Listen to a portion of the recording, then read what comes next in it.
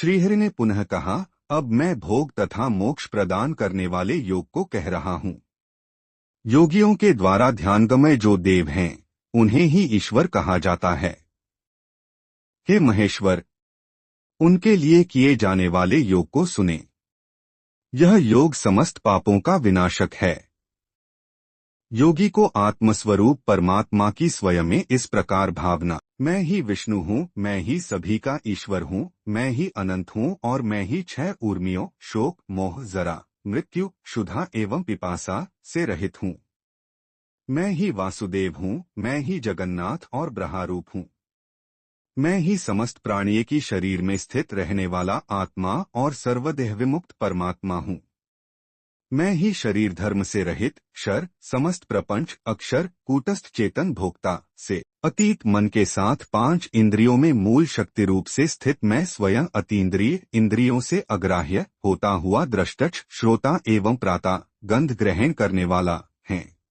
मैं इंद्रिय धर्म से रहित जगत का सृष्टा नाम और गोत्र से शून्य मनशील सबके मन में स्थित देवता हूँ, किंतु मुझ में मन नहीं है और न तो उसका धर्म ही है।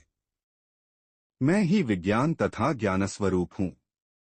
मैं ही समस्त ज्ञान का आश्रय बुद्धिरूप गुहा में स्थित प्राणी मात्र का साक्षी तटस्थ दृष्टा तथा सर्वज्ञ और बुद्धि की अधीनता से मुक्त हूँ। मैं ही बुद्धि के धर्मों से भी शून्य हूँ। मैं ही सर्वस्वरूप सर्वगत मन स्वरूप और प्राणी मात्र के किसी भी प्रकार के बंधन से सर्वथा विनिर्मुक्त तथा प्राणधर्म बुभुक्षा एवं पिपासा से विमुक्त हूँ। मैं ही प्राणियों का प्राणस्वरूप हूँ। मैं ही महाशांत भय शून्य तथा अहंकारादि से रहित हूँ और अहंकारजन्य विकारों से भी मैं रहित हूँ। मैं जगत का साक्षी जगत का नियंता और परमानंद स्वरूप हूँ। जागृत स्वप्न एवं सुषुप्ति इन सभी अवस्थाओं में जगत का साक्षी होते हुए भी मैं इन अवस्थाओं से रहित हूँ। मैं ही तुरीय ब्रह्मा और विधाता हूँ। मैं ही दृग्रूप हूँ।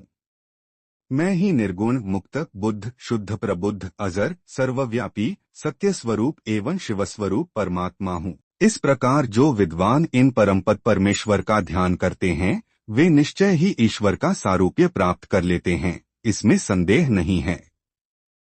हे सुव्रत शंकर, आपसे ही इस ध्यान योग की चर्चा मैंने की है।